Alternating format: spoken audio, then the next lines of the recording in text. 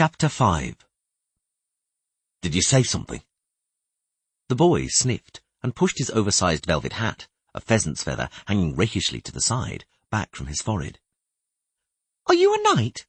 he repeated, gazing at Geralt with wide eyes as blue as the sky. "No," replied the Witcher, surprised that he felt like answering. "I'm not." "But you've got a sword. My daddy's one of King Foltest's knights. He's got a sword too, bigger than yours."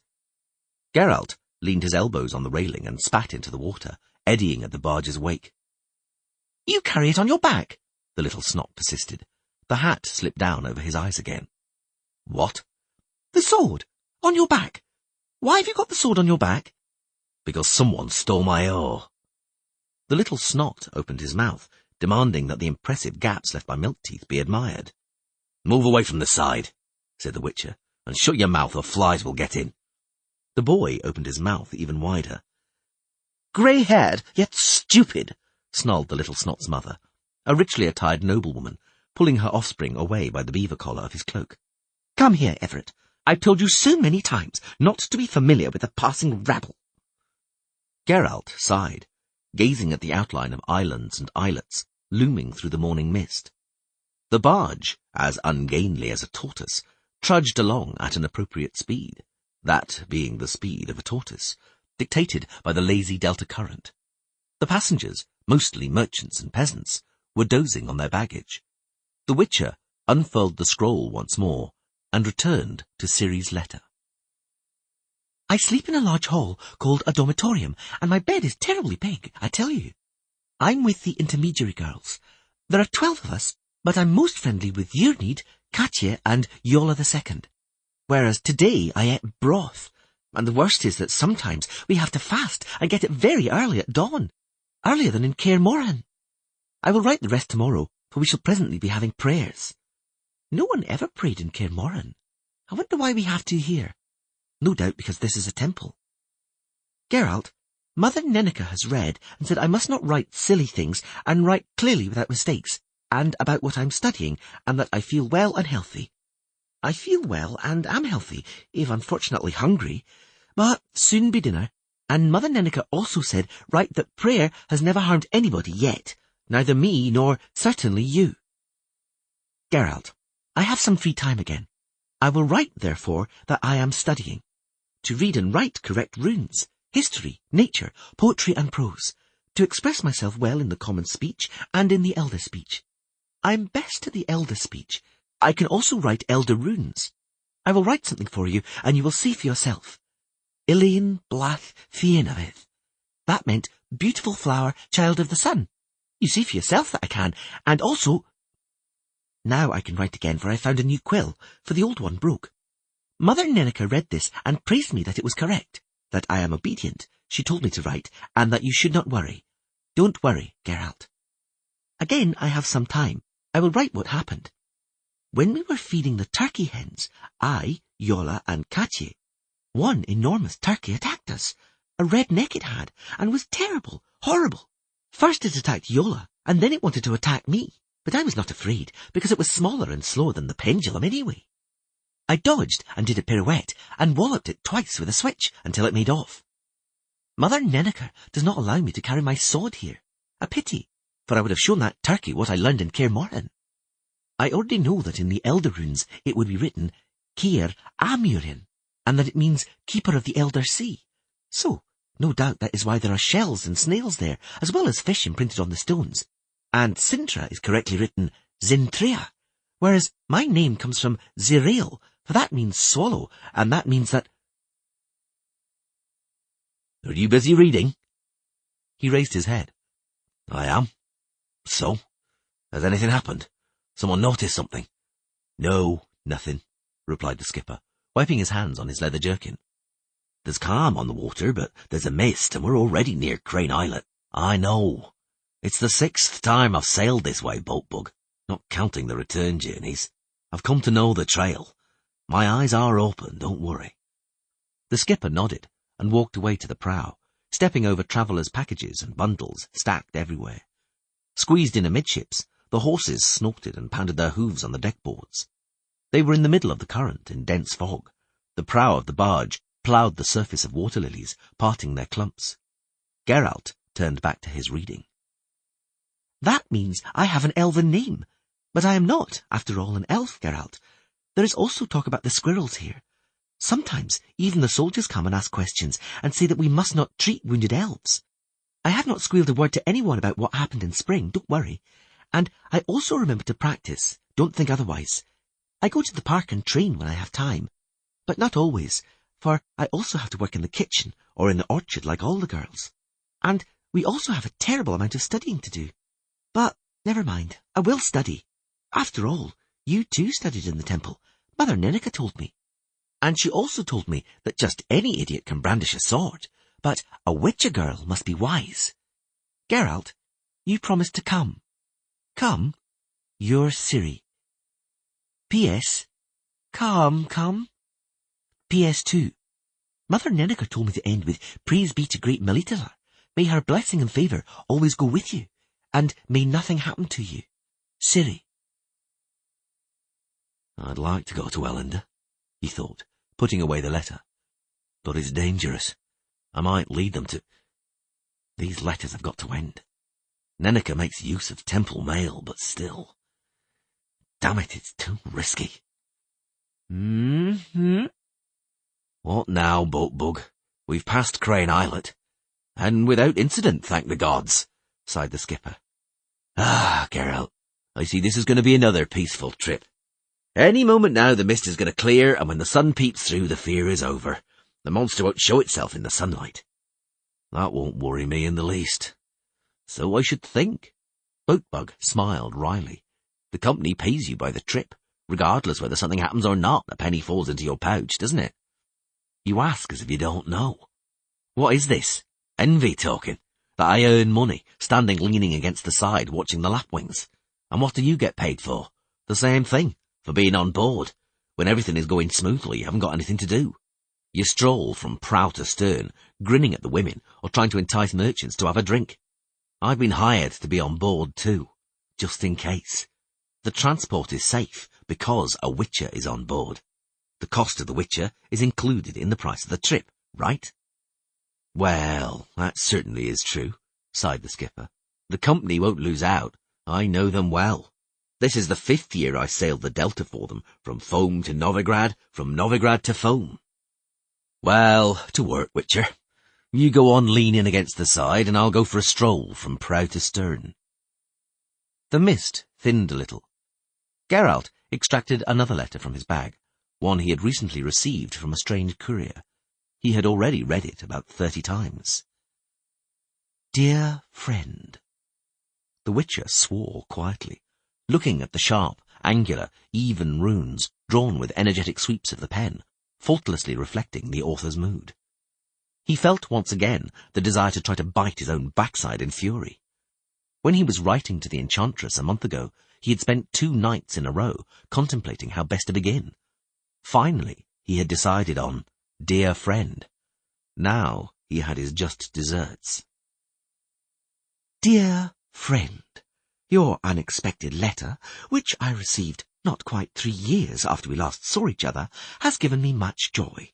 My joy is all the greater, as various rumours have been circulating about your sudden and violent death. It is a good thing that you have decided to disclaim them by writing to me. It is a good thing, too, that you are doing so soon. From your letter, it appears that you have lived a peaceful, wonderfully boring life, devoid of all sensation. These days, such a life is a real privilege, dear friend, and I am happy that you have managed to achieve it. I was touched by the sudden concern which you deigned to show as to my health, dear friend. I hasten with the news that, yes, I now feel well. The period of indisposition is behind me. I have dealt with the difficulties, the description of which I shall not bore you with.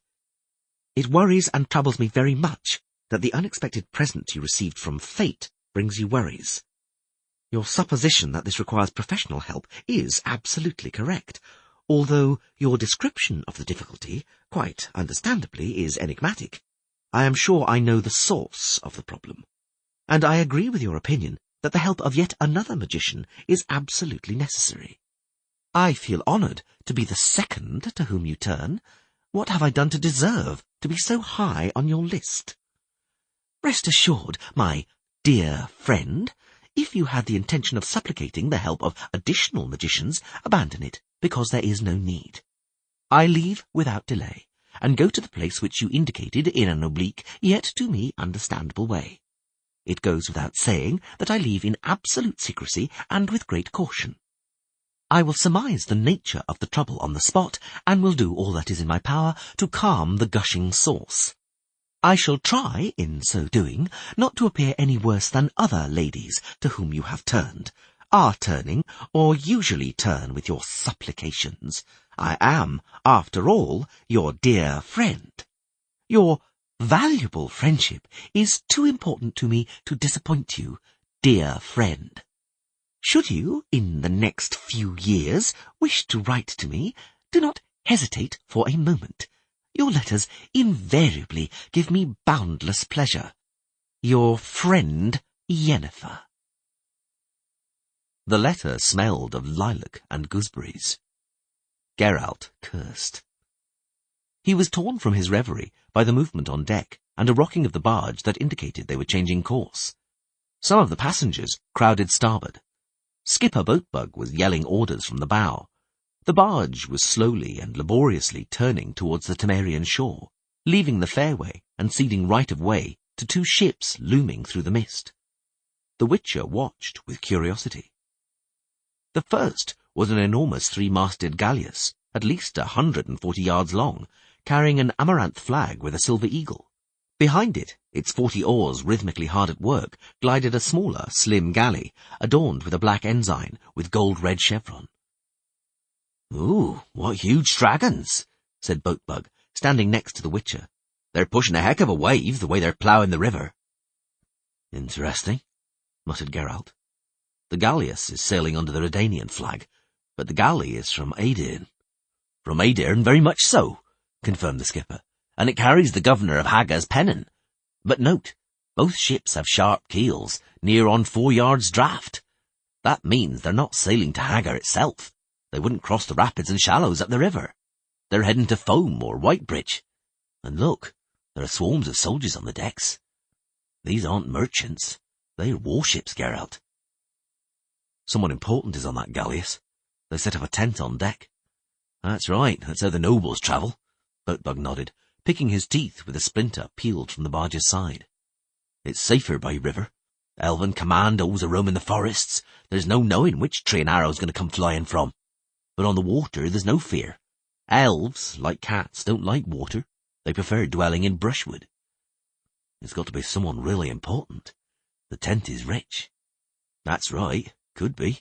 Who knows? Maybe King Vizimir himself is favouring the river with his presence. All sorts of people are travelling this way now. And, while we're at it, in Foam, you asked me to keep my ears open in case anyone was interested in you, asking about you. Well, that weakling there, you see him?" "Don't point, Boatbug. Who is he?" "How should I know? Ask him yourself, he's coming over. Just look at his stagger, and the water's as still as a mirror. Pox on it. If it were to swell just a little, he'd probably be on all fours, the oaf." The oaf turned out to be a short, thin man of uncertain age, dressed in a large woolen and none too clean cloak, pinned in place with a circular brass brooch. Its pin, clearly lost, had been replaced by a crooked nail with a flattened head.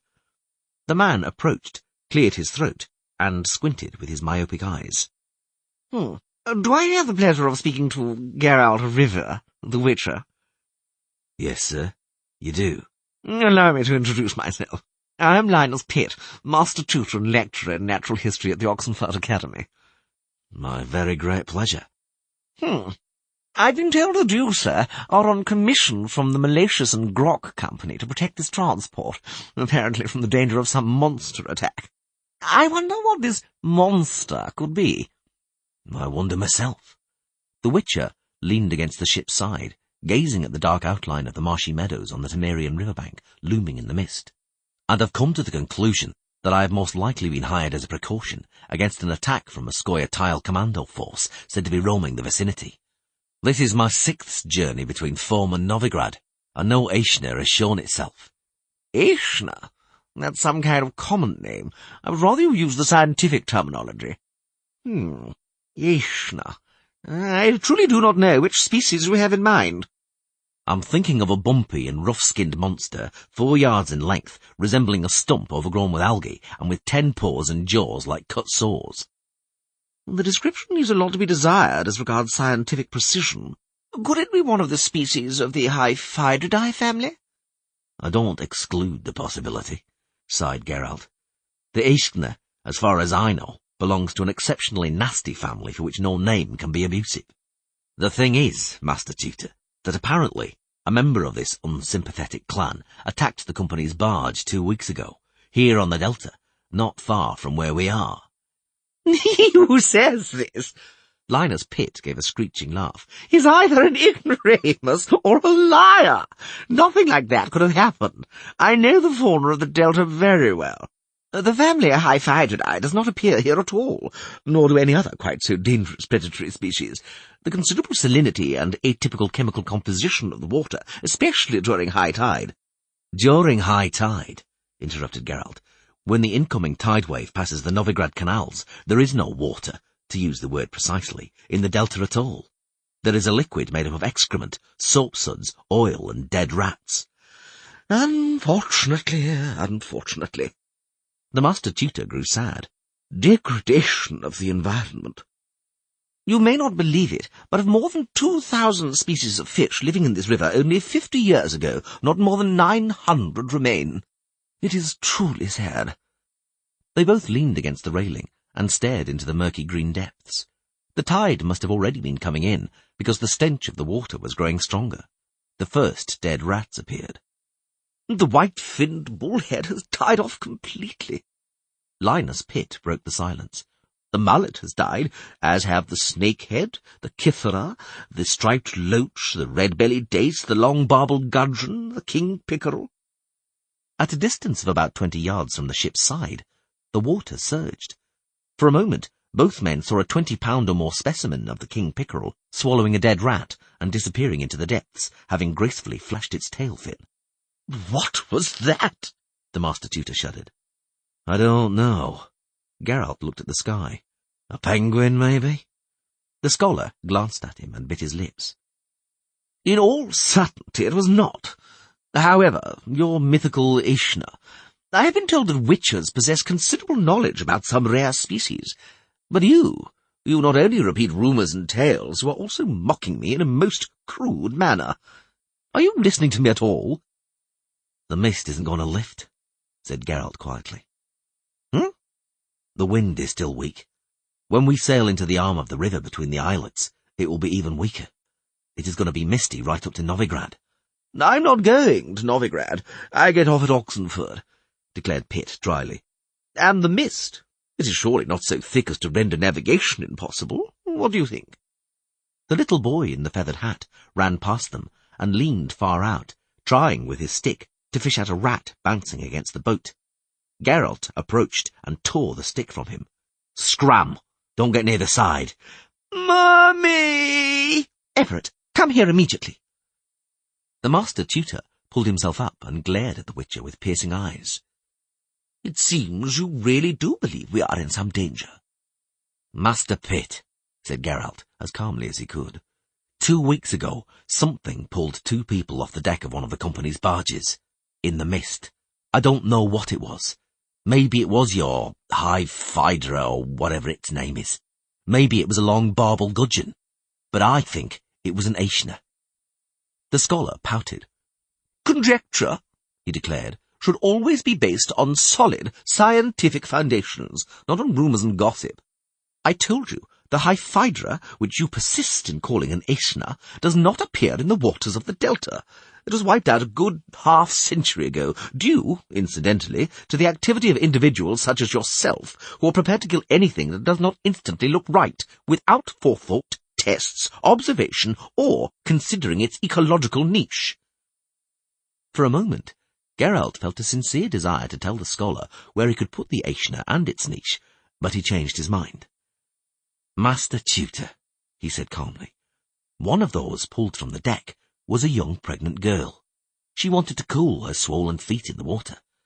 Theoretically, her child could, one day, have become Chancellor of your college. What do you have to say to such an approach to ecology? It is unscientific. It is emotional and subjective. Nature is governed by its own rules, and although these rules are cruel and ruthless, they should not be amended. It is a struggle for survival. The master tutor leaned over the railing and spat into the water. And nothing can justify the extermination of a species, even a predatory one. What do you say to that? I say that it's dangerous to lean out like that. There might be an Aishna in the vicinity. Do you want to try out the Aishna's struggle for survival on your own skin? Linus Pitt let go of the railing and abruptly jumped away. He turned a little pale, but immediately regained his self-assurance and pursed his lips again. No doubt you know a great deal about these fantastical Aishna, Witcher. Certainly less than you. So, maybe we should make use of the opportunity. Enlighten me, Master Tutor. Expound a little upon your knowledge of aquatic predators. I'll willingly listen, and the journey won't seem so long. Are you making fun of me? Not at all. I would honestly like to fill in the gaps in my education. If you really... Why not? Listen, then, to me.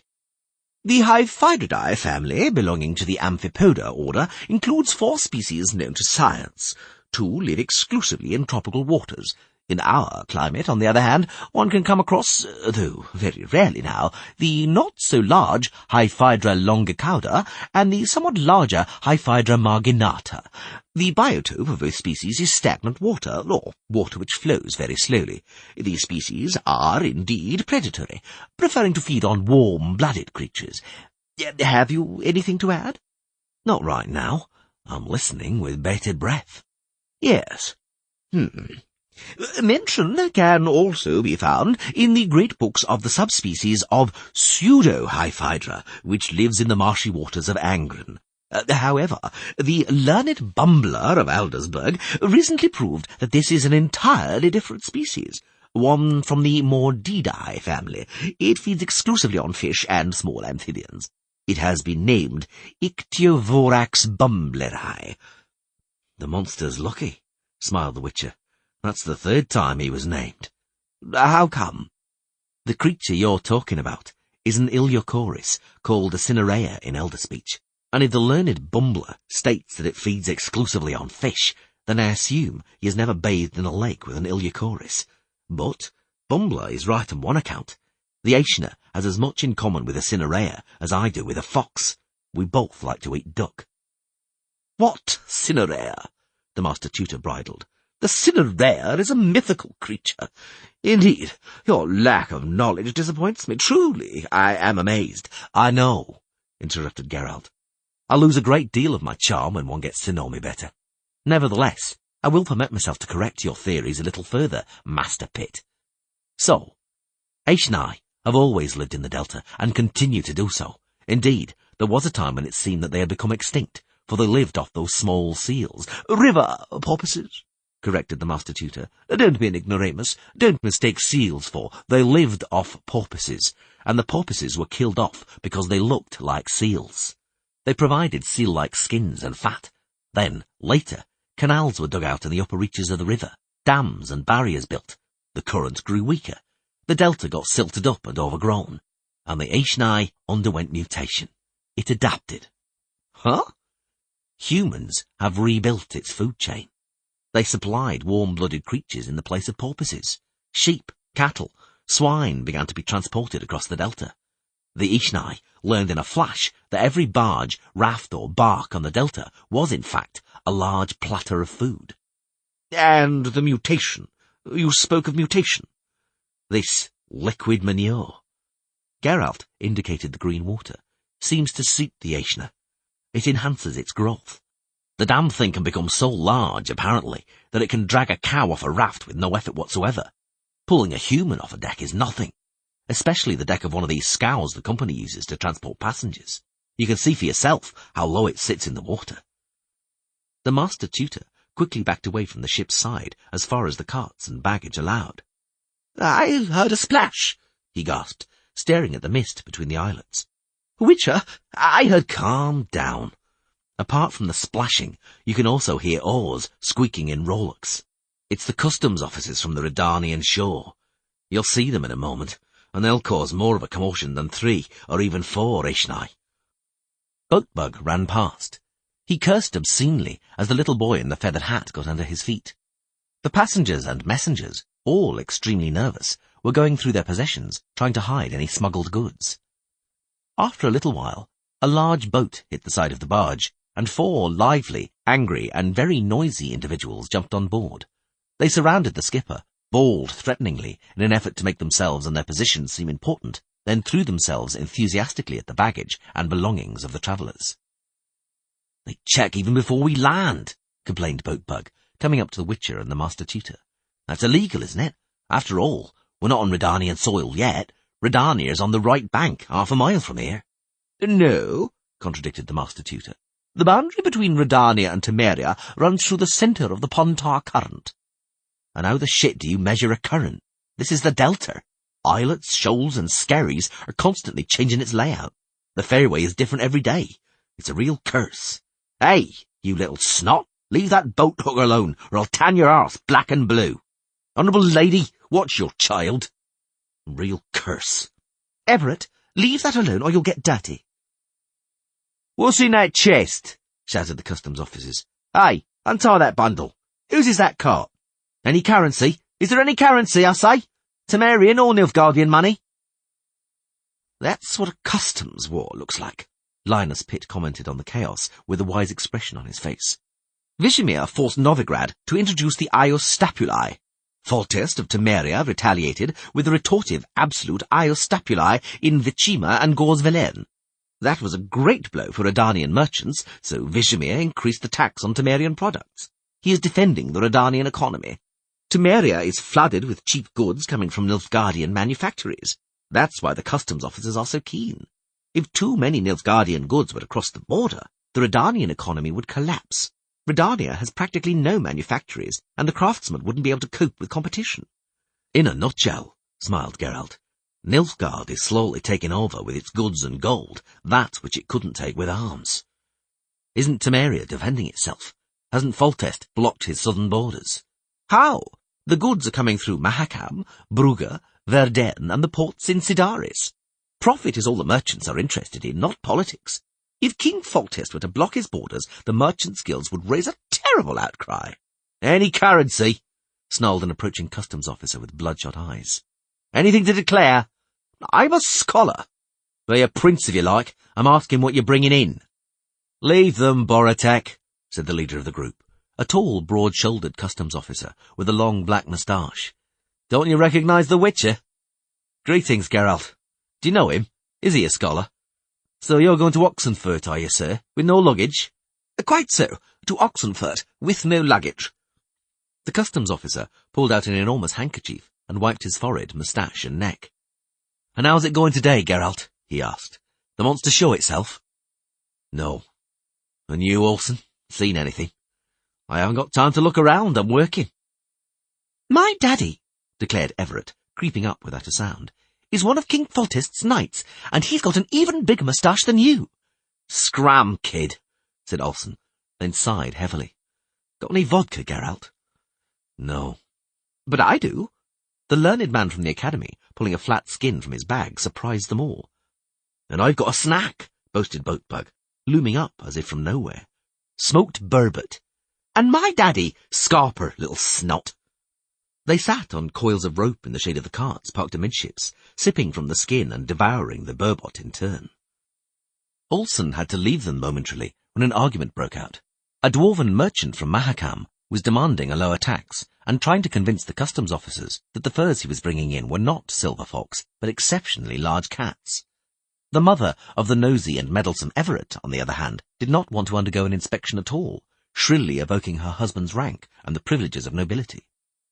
The ship, trailing braids of gathered nenuphars, water lilies and pondweed at its sides, slowly glided along the wide strait amongst shrub-covered islets. Bumblebees buzzed menacingly amongst the reeds, and tortoises whistled from time to time. Cranes, standing on one leg, gazed at the water with stoical calm, knowing there was no point in getting worked up. Sooner or later a fish would swim up of its own accord. "And what do you think, Geralt?" Boatbug uttered, licking the burbot's skin clean. "Another quiet voyage? You know what I'd say? That monster's no fool. It knows you're lying in ambush. Hearken to this. At home in our village there was a river, and in that river lived an otter, which would creep into the yard and strangle hens. It was so crafty that it never crept in when father was home, or me and my brothers. It only showed up when grandpa was left by himself, and our grandpa, hearken, was a bit feeble in the head and paralysis had taken his legs. It was as if the otter, that son of a bitch, knew. Well then, one day our pa— 10% ad valorem? yelled the dwarven merchant from amidships, waving the foxskin about. That's how much I owe you, and I'm not going to pay a copper more. Then I'll confiscate the lot, roared Olsen angrily, and I'll let the Novigrad guards know, so you'll go to the clink together with your valorum. Borotek, charge him to the penny. Hey, have you left anything for me? Have you guttled it down to the dregs? Sit down, Olsen. Geralt made room for him on the ropes. Stressful job you've got, I see. Oh, I've had it up to my ears, sighed the customs officer, then took a swig from the skin and wiped his moustache. I'm throwing it in. I'm going back to Aedion. I'm an honest Vengerberger who followed his sister and brother-in-law to Redania, but now I'm going back. You know what, Geralt? I'm set on enlisting in the army. They say King Dimavend is recruiting for special troops. Half a year's training in a camp, and then it's a soldier's pay. 3 times what I get here, bribes included. This burbot's too salty. I've heard about this special army, confirmed Boatbug. It's getting ready for the squirrels because the regular army can't deal with the elven commandos. They particularly want half-elves to enlist, I hear. But that camp where they teach them to fight is real hell, apparently. They leave 50-50, some to get soldier's pay, some to the burial ground, feet first. And so it should be, said the customs officer. The special army, Skipper, isn't just any old unit. It's not some shitty shield bearers who just need to be shown which end of the javelin pricks. A special army has to know how to fight like nobody's business. So you're such a fierce warrior, are you, Olsen? And the squirrels, aren't you afraid of them? That they'll spike your arse with arrows? Big deal. I know how to draw a bow too. I've already fought Nilfgaard, so elves are nothing to me. They say, Boatbug said with a shudder, if someone falls into their hands alive, the Scoia'taels, it's better they hadn't been born. They'll be tortured horrifically. Ah, do yourself a favour and shut your face, Skipper. You're babbling like a woman. War is war. You whack the enemy in the backside and they whack you back. Captured elves aren't pampered by our men either, don't you worry. The tactic of terror. Linus Pitt threw the burbot's head and backbone overboard. Violence breeds violence. Hatred has grown into hearts, and has poisoned kindred blood. What? Olsen grimaced. Use a human language. Hard times are upon us. So they are, true, agreed Boatbug. There's sure to be a great war. Every day the sky is thick with ravens. They smell the carrion already. And the seeress Aethelin foretold the end of the world. White light will come to be. The white chill will then follow. Or the other way round. I've forgotten how it goes. And people are saying signs were also visible in the sky. You keep an eye on the fairway, Skipper, instead of the sky, or this skiff of yours is going to end up in the shallows. Ah, we're already level with Oxenfurt. Just look, you can see the cask. The mist was clearly less dense now, so that they could see the hillocks and marshy meadows of the right bank, and rising above them, a part of the aqueduct. That, gentlemen, is the experimental sewage purification plant, boasted the master tutor, refusing his turn to drink. A great success for science, a great achievement for the academy. We repaired the old elven aqueduct, canals, and sediment trap, and we're already neutralizing the sewers of the university, town, and surrounding villages and farms. What you call the cask is a sediment trap. A great success for science. Heads down, warned Olsen, ducking behind the rail. Last year, when that thing exploded, the shit flew as far as Crane Islet. The barge sailed in between islands, and the squat tower of the sediment trap and the aqueduct disappeared in the mist. Everyone sighed with relief. Aren't you sailing straight by way of the Oxenfurt arm, Boatbug? Asked Olsen. I'm putting in at Acorn Bay first, to collect fish traders and merchants from the Temerian side. The customs officer scratched his neck. At the bay? Listen, Geralt. You aren't in any conflict with the Temerians by any chance, are you? Why? Was someone asking about me? You've guessed it. As you see, I remember you asked me to keep an eye out for anyone interested in you. Well, just imagine the Temerian guards have been inquiring about you. The customs officers there, with whom I have a good understanding, told me. Something smells funny here, Geralt. The water? Linus Pitt was afraid, glancing nervously at the aqueduct and the great scientific success. That little snot-rag, Boatbug pointed to Everett, who was still milling around nearby. I'm not talking about that. The customs officer winced. Listen, Geralt. The Temerian customs men said these guards were asking strange questions. They know you sail with the militias and grok barges. They asked if you sail alone. If you have... Oh, bloody hell, just don't laugh. They were going on about some underage girl who has been seen in your company, apparently. Boatbug chuckled. Linus Pitt looked at the Witcher with eyes filled with the distaste which befitted someone looking at a white-haired man who has drawn the attention of the law on account of his preference for underage girls. That's why, Olsen hawked, the Temerian customs officers thought it might be some private matters being settled into which the guards have been drawn. Like, well, the girl's family or her betrothed. So the officers cautiously asked who was behind all this, and they found out. Well, apparently it's a nobleman with a tongue ready as a chancellor's, neither poor nor miserly, who calls himself Ryonce or something like that. He's got a red mark on his left cheek as if from a burn. Do you know anyone like that? Geralt got up. Boatbug, he said. I'm disembarking in Acorn Bay. How's that? And what about the monster? That's your problem. Speaking of problems, interrupted Olsen, just look starboard, Geralt. Speak of the devil. From behind an island, from the swiftly lifting mist, loomed a lighter.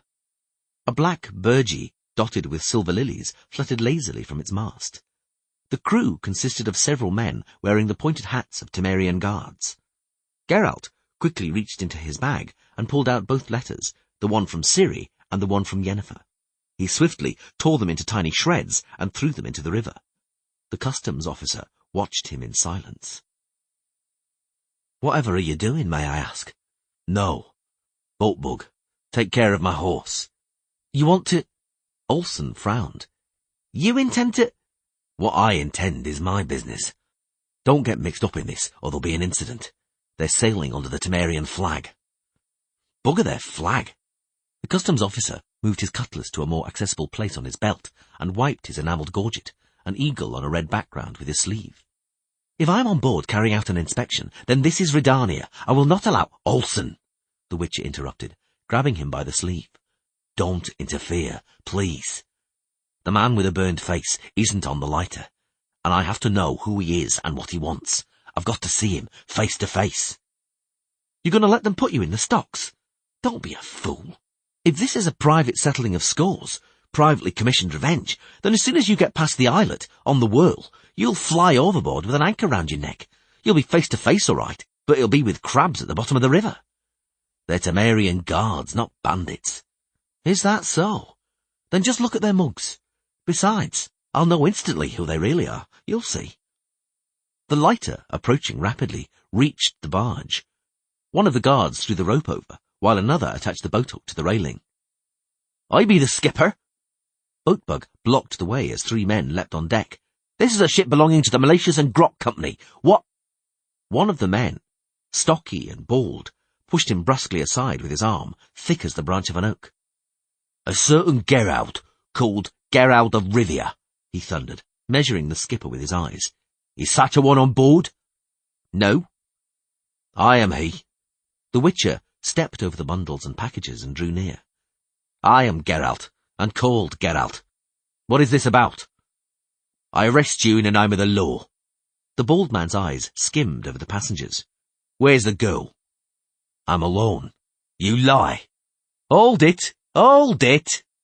Olsen emerged from behind the Witcher's back and put his hand on his shoulder.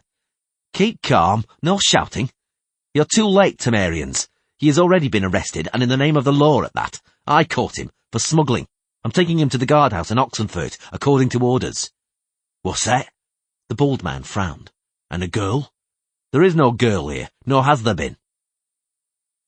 The guards looked at each other in uncertain silence. Olsen grinned broadly and turned up his black moustache. You know what we'll do, he snorted. Sail with us to Oxenfurt, Temerians. We and you are simple folk. How are we to know the ins and outs of law? The commandant of the Oxenfurt guardhouse is a wise and worldly man. He'll judge the matter. You know our commandant, don't you? Because he knows yours, the one from the bay. Very well. You'll present your case to him, show him your orders and seals. You do have a warrant with all the necessary seals, don't you, eh? The bald man just stared grimly at the customs officer. I don't have the time or the inclination to go to Oxenfurt, he suddenly bawled.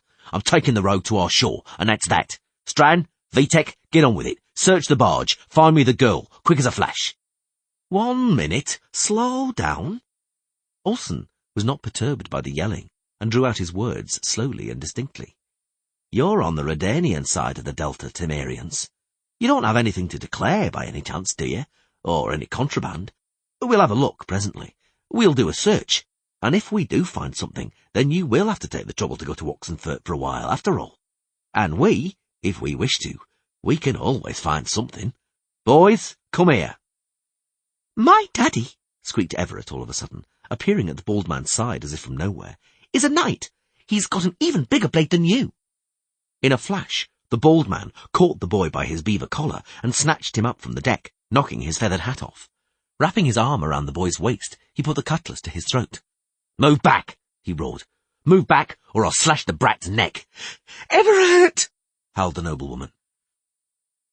Curious methods, said the Witcher slowly, you Temerian guards use.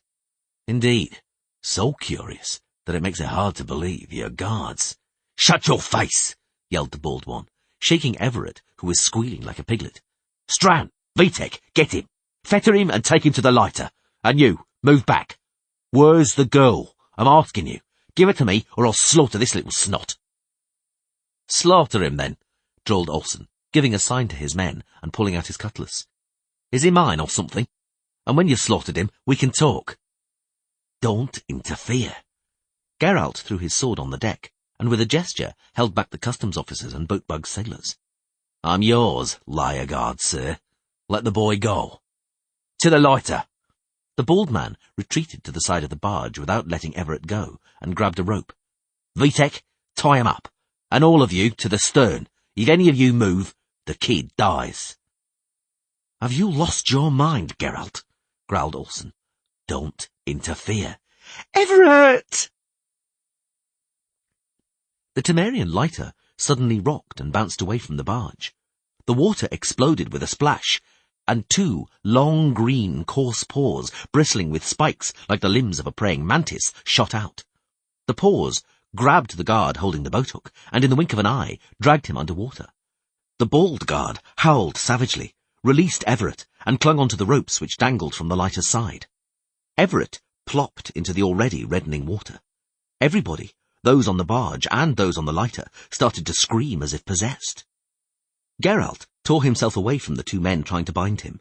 He thumped one in the chin, then threw him overboard. The other took a swing at the Witcher with an iron hook, but faltered, and drooped into Olsen's hands with a cutlass buried to the hilt in his ribs. The Witcher leapt over the low railing. Before the water, thick with algae, closed in over his head, he heard Linus Pitt, the lecturer of natural history at the Academy of Oxenfurt, shout, "What is that? What species? No such animal exists!" He emerged just by the Temerian lighter, miraculously avoiding the fishing spear which one of Baldy's men was jabbing at him. The guard didn't have time to strike him again before he splashed into the water with an arrow in his throat. Geralt, catching hold of the dropped spear, rebounded with his legs against the side of the boat, dived into the seething whirlpool, and forcefully jabbed at something, hoping it was not Everett. "It's impossible," he heard the Master Tutor's cries. "Such an animal can't exist. At least it shouldn't." "I agree with that last statement entirely," thought the Witcher, jabbing the Aishna's armour, bristling with its hard bumps. The corpse of the Temerian guard was bouncing up and down inertly in the sickle-shaped jaws of the monster, trailing blood. The Aishna swung its flat tail violently and dived to the bottom, raising clouds of silt. He heard a thin cry. Everett, stirring the water like a little dog, had caught hold of Baldy's legs as he was trying to climb onto the lighter by the ropes hanging down the side. The ropes gave way, and both the guard and the boy disappeared with a gurgle under the surface of the water. Geralt threw himself in their direction and dived. The fact that he almost immediately came across the little boy's beaver collar was nothing but luck. He tore Everett from the entangled algae, swam out on his back, and, kicking with his legs, reached the barge. "Here, Geralt, here!" He heard cries and shouts, each louder than the other. "Give him here! The rope! Catch hold of the rope!" "Pox! The rope, Geralt! With a boat hook! With a boat hook! My boy!" Someone tore the boy from his arms and dragged him upwards. At the same moment, someone else caught Geralt from behind, struck him in the back of the head, covered him over with his bulk, and pushed him under the water. Geralt let go of the fishing spear, turned and caught his assailant by the belt. With his other hand, he tried to grab him by the hair, but in vain. It was Baldy. Both men emerged, but only for an instant. The Temerian lighter had already moved a little from the barge, and both Geralt and Baldy, locked in an embrace, were in between them. Baldy caught Geralt by the throat. The Witcher dug a thumb in his eye. The guard yelled, let go, and swam away. Geralt could not swim.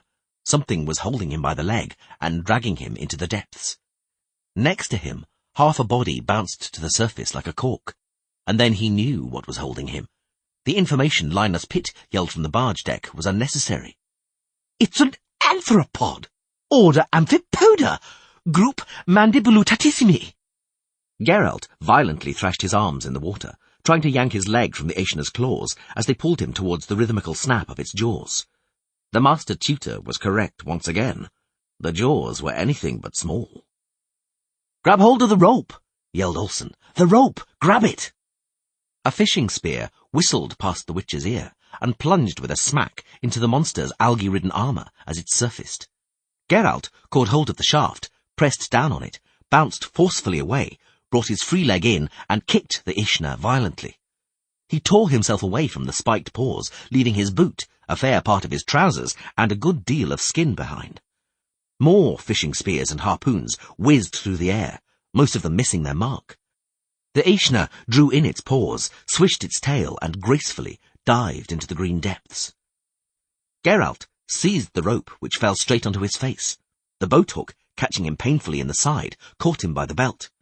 He felt a tug, rowed upwards, and, taken up by many hands, rolled over the railing and tumbled on deck, dripping with water, slime, weeds, and blood. The passengers, barge crew, and customs officers crowded around him. Leaning over the railings, the dwarf with the fox furs and Olsen were firing their bows. Everett, wet and green with algae, his teeth clattering, sobbed in his mother's arms, explaining to everybody that he hadn't meant to do it. "Geralt?" Boatbug yelled at his ear. "Are you dead?" "Damn it!" The Witcher spat out seaweed. "I'm too old for this sort of thing. Too old." Nearby, the dwarf released his bowstring, and Olsen roared joyously. "Right in the belly! Ha ha! Great shot, my furry friend. Hey, Borotek, give him back his money. He deserves a tax reduction for that shot." "Stop!" wheezed the Witcher, attempting in vain to stand up. "Don't kill them all, damn it! I need one of them alive." "We've left one," the customs officer assured him. "The bold one who was bickering with me. We've shot the rest, but Baldy is over there, swimming away. I'll fish him out right away. Give us the boat hooks." "Discovery! A great discovery!" shouted Linus Pitt, jumping up and down by the barge side. "An entirely new species unknown to science! Absolutely unique! Oh, I'm so grateful to you, Witcher. As of today, this species is going to appear in books as Geraltia maxiliosa pitti." "Master Tutor," Geralt groaned, "if you really want to show me your gratitude, let that damn thing be called Everettia." "Just as beautiful," considered the scholar. "Oh, what a discovery! What a unique, magnificent specimen! No doubt the only one alive in the Delta." "No," uttered Boatbug suddenly and grimly. "Not the only one. Look." The carpet of water lilies adhering to the nearby islet trembled and rocked violently. They saw a wave, and then an enormous, long body, resembling a rotting log, swiftly paddling its many limbs and snapping its jaw. The bald man looked back, howled horrifically, and swam away, stirring up the water with his arms and legs.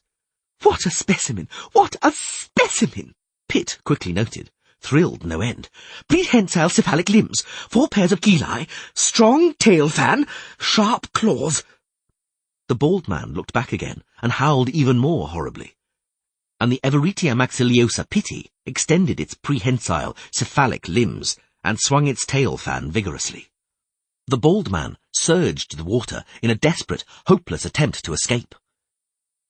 "May the water be light to him," said Olsen, but he did not remove his hat. "My daddy," rattled Everett with his teeth, "can swim faster than that man." "Take the child away," growled the Witcher. The monster spread its claws, snapped its jaws. Linus Pitt grew pale and turned away. Baldy shrieked briefly, choked, and disappeared below the surface. The water throbbed dark red. "Pox." Geralt sat down heavily on the deck. "I'm too old for this sort of thing. Far, far too old." What can be said? Dandelion simply adored the town of Oxenfurt. The university grounds were surrounded by a wall, and around this wall was another ring, that of the huge, loud, breathless, busy and noisy townlet. The wooden, colourful town of Oxenfurt, with its narrow streets and pointed roofs. The town of Oxenfurt, which lived off the academy, off its students, lecturers, scholars, researchers and their guests, who lived off science and knowledge, of what accompanies the process of learning. In the town of Oxenfurt, from the byproducts and chippings of theory, practice, business and profit were born. The poet rode slowly along a muddy, crowded street, passing workshops, studios, stalls, shops, small and large, where, thanks to the academy, tens of thousands of articles and wonderful things were produced and sold, which were unattainable in other corners of the world, where their production was considered impossible or pointless. He passed inns, taverns, stands, huts, counters and portable grills, from which floated the appetizing aromas of elaborate dishes unknown elsewhere in the world, seasoned in ways not known elsewhere, with garnishes and spices neither known of nor used anywhere else. This was Oxenfurt, the colourful, joyful, noisy and sweet-smelling town of miracles, into which shrewd people, full of initiative, had turned dry and useless theories, drawn little by little from the university. It was also a town of amusements, constant festivities, permanent holidays, and incessant revelry. Night and day, the streets resounded with music, song, and the clinking of chalices and tankards, for it is well known that nothing is such thirsty work as the acquisition of knowledge. Although the Chancellor's orders forbade students and tutors to drink and play before dusk, drinking and playing took place around the clock in Oxenfurt, for it is well known that if there is anything that makes men thirstier than the acquisition of knowledge, it is the full or partial prohibition of drinking. Dandelion smacked his lips at his bay gelding and rode on, making his way through the crowds roaming the streets. Vendors, stall-holders and travelling charlatans advertised their wares and services loudly, adding to the confusion which reigned all around them. "Squid! Roast squid! Ointment for all spots and boils, only sold here, reliable, miraculous ointment." "Cats! Mouse-catching, magic cats! Just listen, my good people, how they meow!" "Amulets, elixirs, filters, love potions, guaranteed aphrodisiacs. 1 pinch and even a corpse will regain its vigour. Who'll buy? Who'll buy?" "Teeth extracted, almost painless, cheap, very cheap." "What do you mean by cheap?" Dandelion was curious as he bit into a stick-skewered squid as tough as a boot. 2 farthings an hour." The poet shuddered and spurred his gelding on. He looked back surreptitiously. 2 people who had been following in his tracks since the town hall stopped at the barber shop, pretending to ponder over the price of the barber's services displayed on a chalkboard. Dandelion did not let himself be deceived. He knew what really interested them. He rode on. He passed the enormous building of the boarding house, the Rosebud, where, he knew, refined services either unknown or simply unpopular in other corners of the world were offered. For some time, his rational mind struggled against his character and that desire to enter for an hour. Reason triumphed. Dandelion sighed and rode on towards the university, trying not to look in the direction of the tap rooms from which issued the sounds of merriment. Yes, what more can be said? The troubadour loved the town of Oxenford. He looked around once more. The two individuals had not made use of the barber's services, although they most certainly should have. At present, they were standing outside a musical instrument shop, pretending to ponder over the clay ocarinas. The shopkeeper was falling over himself, praising his goods, and counting on making some money. Dandelion knew there was nothing to count on. He directed his horse towards the Philosopher's Gate, the main gate to the academy. He dealt swiftly with the formalities, which consisted of signing into a guest book and someone taking his gelding to the stables. Beyond the Philosopher's Gate, a different world greeted him.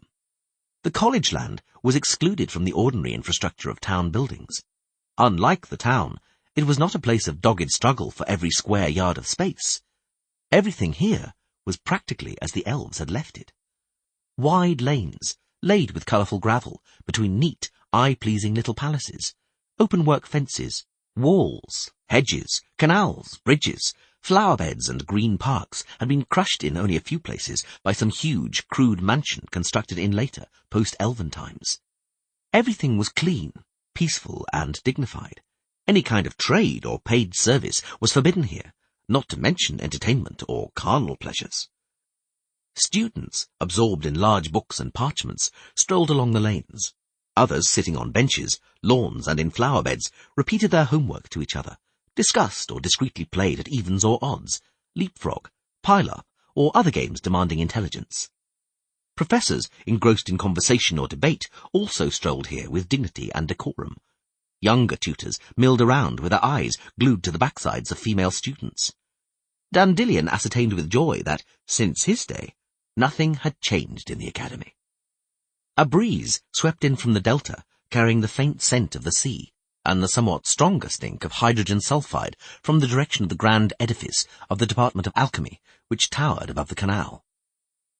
Grey and yellow linnets warbled amongst the shrubs in the park adjacent to the students' dormitories, while an orangutan sat on the poplar, having no doubt escaped from the zoological gardens in the Department of Natural History.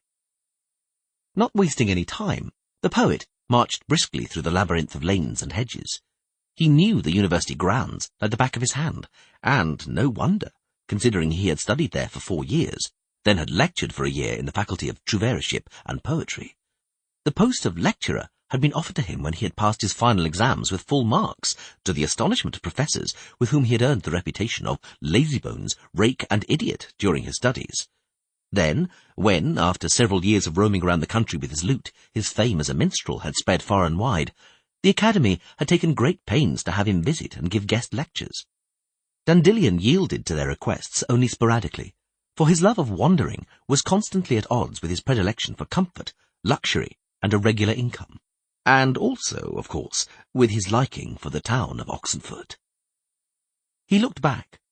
The two individuals, not having purchased any ocarinas, pipes, or violins, strode behind him at a distance, paying great attention to the treetops and facades. Whistling light-heartedly, the poet changed direction and made towards the mansion which housed the Faculty of Medicine and Herbology. The lane leading to the faculty swarmed with female students wearing characteristic pale green cloaks. Dandelion searched intently for familiar faces. Shani! A young medical student with dark red hair cropped just below her ears raised her head from a volume on anatomy and got up from her bench. Dandelion! She smiled, squinting her happy hazel eyes. I haven't seen you for years.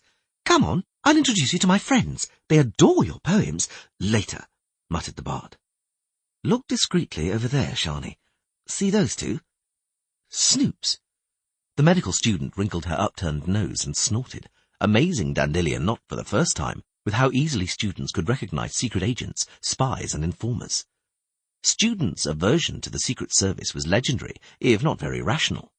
The university grounds were extraterritorial and sacred, and students and lecturers were untouchable while there, and the service, although it snooped, did not dare to bother or annoy academics. They've been following me since the marketplace, said Dandelion, pretending to embrace and flirt with the medical student. Will you do something for me, Shani? Depends what. The girl tossed her shapely neck like a frightened deer. If you've got yourself into something stupid again— No, he quickly reassured her. I only want to pass on some information, and can't do it myself with these shits stuck to my heels. Shall I call the lads? I've only got to shout and you'll have those snoops off your back. Oh, come on. You want a riot to break out? The row over the bench ghetto for non-humans has just about ended, and you can't wait for more trouble? Besides, I loathe violence. I'll manage the snoops. However, if you could... He brought his lips closer to the girl's hair and took a while to whisper something. Shani's eyes opened wide. A witcher! A real witcher! Quiet, for the love of gods! Will you do that, Shani? Of course.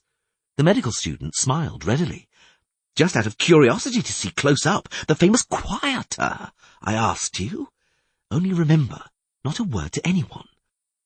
A physician's secret.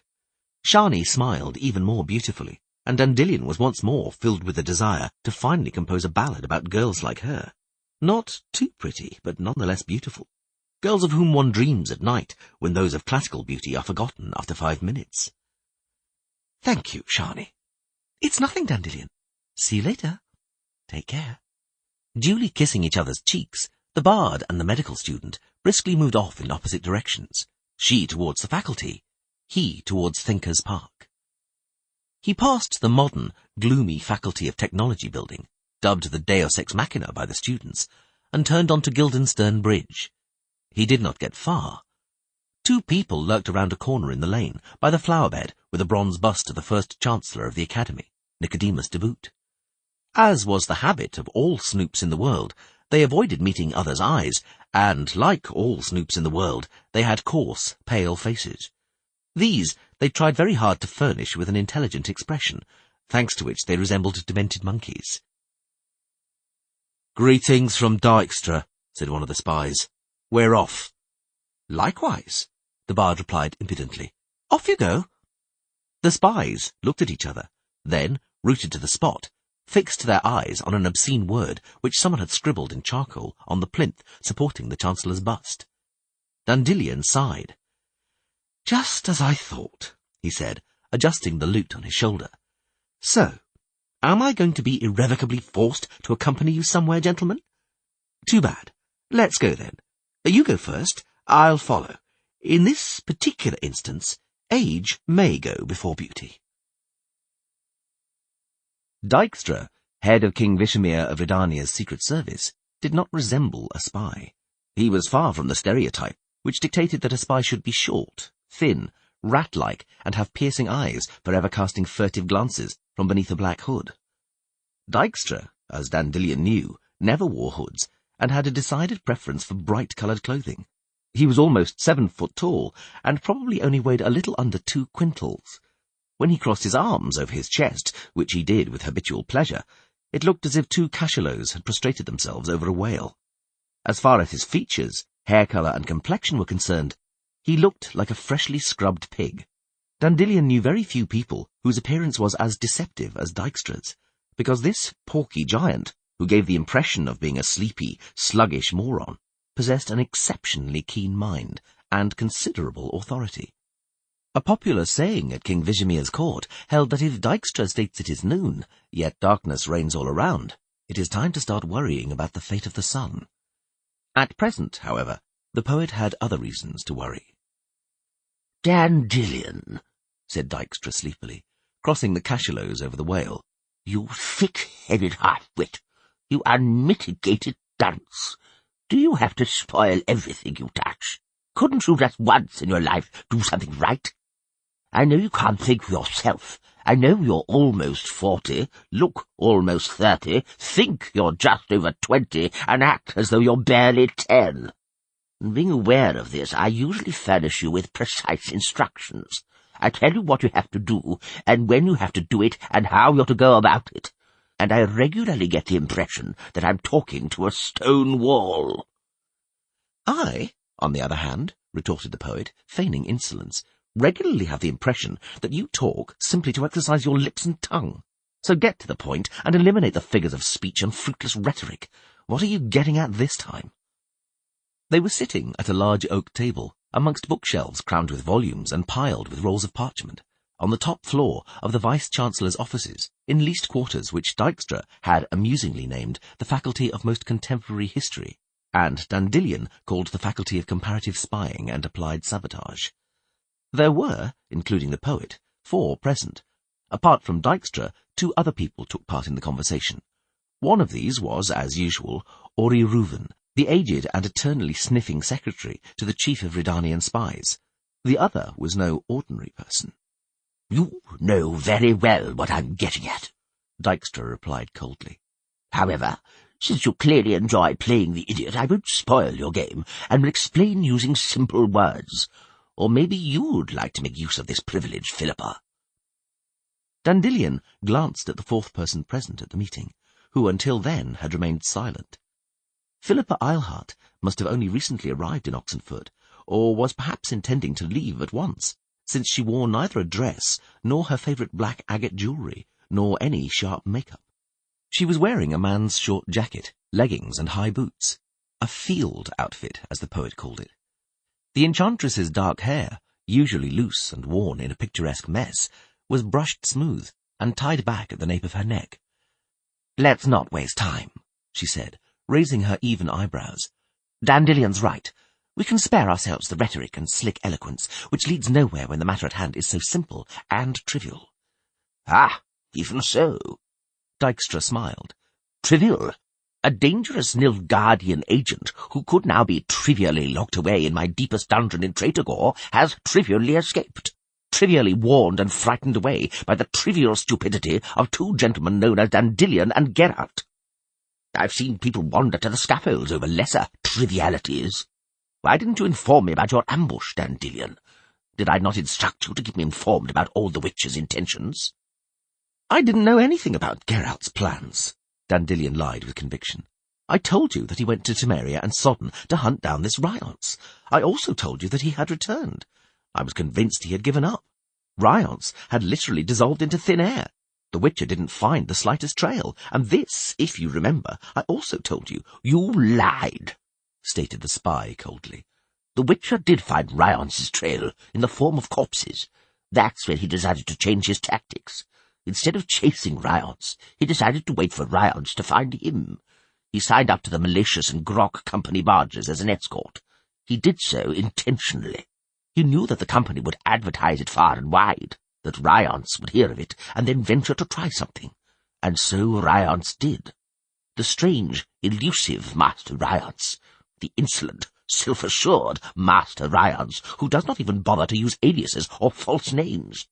Master Riance, who, from a mile off, smells of Nilfgaardian chimney smoke and of being a renegade sorcerer. Isn't that right, Philippa?" The magician neither affirmed nor denied it. She remained silent, watching Dandelion closely and intently. The poet lowered his eyes and hawked hesitantly. He did not like such gazes.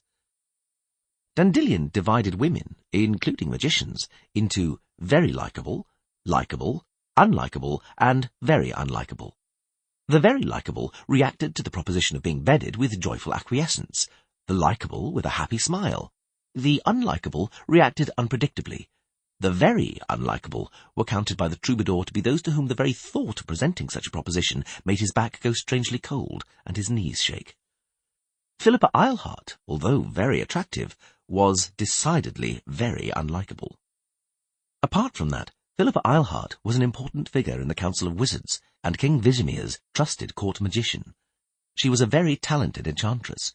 Word had it that she was one of the few to have mastered the art of polymorphy. She looked 30. In truth, she was probably no less than 300 years old. Dykstra, locking his chubby fingers together over his belly, twiddled his thumbs. Philippa remained silent. Ori Reuven coughed, sniffed, and wriggled, constantly adjusting his generous toga. His toga resembled a professor's, but did not look as if it had been presented by a senate. It looked more as if it had been found on a rubbish heap. "Your Witcher, however," suddenly snarled the spy, "underestimated Master Riance. He set a trap, but, demonstrating a complete lack of common sense, banked on Riance troubling himself to come in person. Riance, according to the Witcher's plan, was to feel safe. Riance wasn't to smell a trap anywhere, wasn't to spy Master Dykstra's subordinates lying in wait for him. because, on the Witcher's instructions, Master Dandelion had not squealed to Master Dykstra about the planned ambush. But according to the instructions received, Master Dandelion was duty-bound to do so. Master Dandelion had clear, explicit instructions in this matter which he deigned to ignore. I am not one of your subordinates. The poet puffed up with pride. And I don't have to comply with your instructions and orders. I help you sometimes, but I do so out of my own free will, from patriotic duty, so as not to stand by idly in face of the approaching changes. You spy for anyone who pays you, Dykstra interrupted coldly. You inform on anyone who has something on you. And I've got a pretty few good things on you, Dandelion, so don't be saucy. I won't give in to blackmail. Shall we bet on it? Gentlemen. Philippa Eilhart raised her hand. Let's be serious, if you please. Let's not be diverted from the matter in hand. Quite right. The spy sprawled out in the armchair. Listen, poet. What's done is done. Ryans has been warned and won't be duped a second time. But I can't let anything like this happen in the future. That's why I want to see the Witcher. Bring him to me. Stop wandering around town trying to lose my agents. Go straight to Geralt and bring him here, to the faculty. I have to talk to him, personally and without witnesses. Without the noise and publicity which would arise if I were to arrest the Witcher. Bring him to me, Dandelion. That's all I require of you at present. Geralt has left, the bard lied calmly. Dykstra glanced at the magician. Dandelion, expecting an impulse to sound out his mind, tensed, but he did not feel anything. Philippa was watching him. Her eyes narrowed, but nothing indicated that she was using spells to verify his truthfulness. Then I'll wait until he's back, sighed Dykstra, pretending to believe him. The matter I want to see him about is important, so I'll make some changes to my schedule and wait for the Witcher. When he's back, bring him here. The sooner the better. Better for many people. There might be a few difficulties, Dandelion grimaced, in convincing Geralt to come here. He, just imagine it, harbours an inexplicable aversion to spies. Although, to all intents and purposes, he seems to understand that it is a job like any other, he feels repulsion for those who execute it. Patriotic reasons, he's wont to say, are one thing, but the spying profession attracts only out-and-out scoundrels, and the lowest— Enough, enough! Dykstra waved his hand carelessly. No platitudes, please. Platitudes bore me. They're so crude. I think so too, snorted the troubadour. But the Witcher's a simple soul, a straightforward, honest simpleton in his judgment, nothing like us men of the world. He simply despises spies, and won't want to talk to you for anything in the world. And as for helping the Secret Services, there's no question about it. And you haven't got anything on him. You're mistaken, said the spy. I do, more than one thing.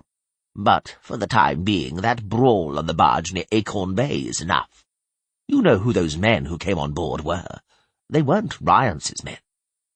That's not news to me, said the poet casually. I'm sure there were a few scoundrels of the likes of which there is no shortage in the Temerian guards. Ryance has been asking about the Witcher, and no doubt offering a nice sum for any news about him. It's obvious that the Witcher is very important to him. So a few crafty dogs tried to grab Geralt, bury him in some cave, and then sell him to Ryance, dictating their conditions and trying to bargain as much out of him as possible, because they would have got very little, if anything at all, for mere information. My congratulations on such perspicacity. The Witcher's, of course, not yours. It would never have occurred to you. But the matter is more complex than you think. My colleagues, men belonging to King Foltest's secret service, are also, as it turns out, interested in Master Ryance. They saw through the plan of those, as you called them, crafty dogs. It is they who boarded the barge, they who wanted to grab the Witcher, perhaps as bait for Ryance, perhaps for a different end. At Acorn Bay, Dandelion, the Witcher killed Temerian agents. Their chief is very, very angry. You say Geralt has left? I hope he hasn't gone to Temeria. He might never return. And that's what you have on him? Indeed, that's what I have. I can pacify the Temerians, but not for nothing. Where has the Witcher gone, Dandelion? Novigrad. The troubadour lied without thinking. He went to look for Ryance there. A mistake? A mistake, smiled the spy, pretending not to have caught the lie. You see what a shame it is he didn't overcome his repulsion and get in touch with me. I'd have saved him the effort. Ryance isn't in Novigrad, whereas there's no end of Temerian agents there, probably all waiting for the Witcher. They've caught on to something I've known for a long time, namely that Geralt the Witcher from Rivia can answer all kinds of questions if he's asked in the right manner. Questions which the secret services of each of the 4 kingdoms are beginning to ask themselves. The arrangement is simple. The Witcher comes here to the department and gives me the answers to these questions, and he'll be left in peace. I'll calm the Temerians and guarantee his safety. What questions are you talking about? Maybe I can answer them. Don't make me laugh, Dandelion. Yet, Philippa Eilhart said suddenly. Perhaps he can. Maybe he can save us time. Don't forget, Dijkstra, our poet is mixed up to his ears in this affair, and we've got him here, but we haven't got the Witcher. Where is the child seen with Geralt in Kaedwen? The girl with ashen hair and green eyes? The one Ryance asked you about, back in Temeria, when he caught and tortured you? Eh, Dandelion? What do you know about the girl? Where has the Witcher hidden her? Where did Yennefer go when she received Geralt's letter? Where is Triss Merigold hiding, and why is she hiding? Dijkstra did not stir, but his swift glance at the magician showed Dandelion that the spy was taken aback. The questions Philippa had raised had clearly been asked too soon, and directed to the wrong person. The questions appeared rash and careless. The trouble was that Philippa Eilhart could be accused of anything but rashness and carelessness. "I'm very sorry," he said slowly, "but I don't know the answer to any of the questions. I'd help you if I could, but I can't." Philippa looked him straight in the eyes. "Dandelion," she drawled, "if you know where that girl is, tell us. I assure you that all that I and Dijkstra care about is her safety, safety which is being threatened." "I have no doubt," lied the poet. "That's all you care about. But I really don't know what you're talking about. I've never seen the child you're so interested in, and Geralt—" "Geralt," interrupted Dijkstra, "never confided in you, never said a word, even though, no doubt, you inundated him with questions. Why do you think that might be, Dandelion? Could it be that this simple soul, this simpleton who despises spies, sensed who you really are?" "Leave him alone, Philippa. It's a waste of time. He knows shit all. Don't be taken in by his cocksure expressions and ambiguous smirks. He can help us in only one way. When the Witcher emerges from his hideout, he'll get in touch with him, no one else. Just imagine, he considers him to be a friend." Dandelion slowly raised his head. "Indeed," he confirmed. "He considers me to be such. And just imagine, Dijkstra, that it's not without reason. Finally accept the fact, and draw your conclusions." "Have you drawn them?" "Right. So, now you can try blackmail." "Well, well," smiled the spy. "How touched you are on that point. Don't sulk, poet. I was joking. Blackmail between us comrades? Out of the question. And believe me, I don't wish that Witcher of yours any ill, nor am I thinking of harming him. Who knows? Maybe I'll even come to some understanding with him, to the advantage of us both.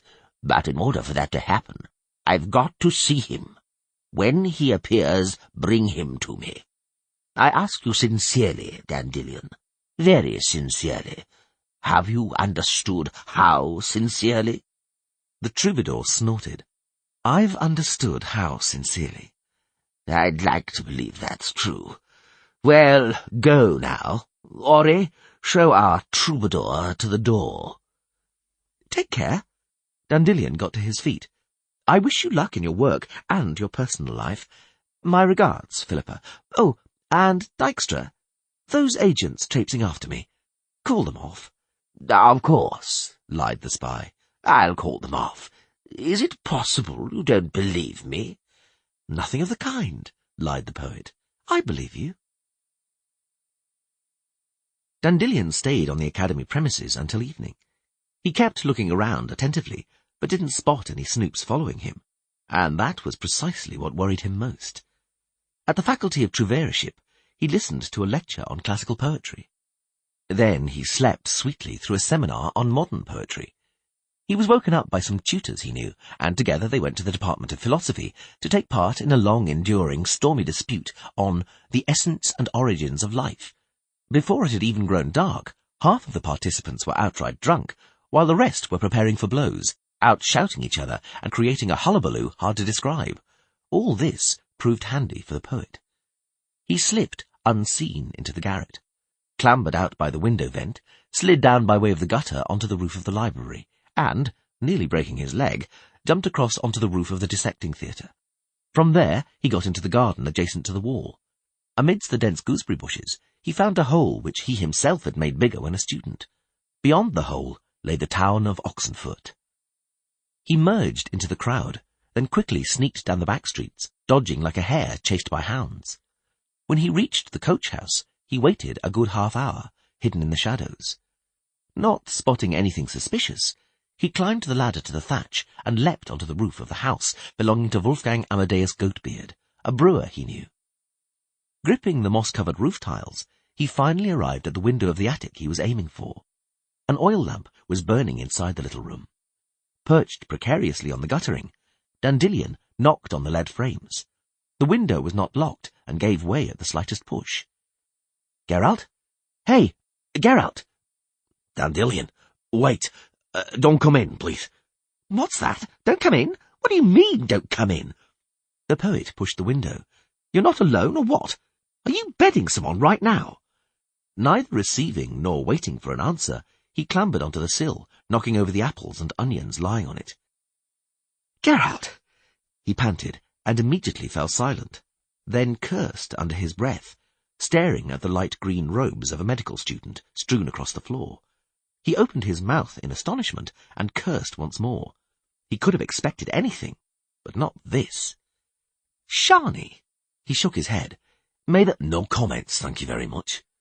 The Witcher sat down on the bed, and Shani covered herself, yanking the sheet right up to her upturned nose. "Well, come in then." Geralt reached for his trousers. "Since you're coming by way of the window, this must be important, because if it isn't, I'm going to throw you straight back out through it." Dandelion clambered off the sill, knocking down the rest of the onions. He sat down, pulling the high-backed wooden chair closer with his foot. The Witcher gathered Shani's clothes and his own from the floor. He looked abashed and dressed in silence. The medical student, hiding behind him, was struggling with her shirt.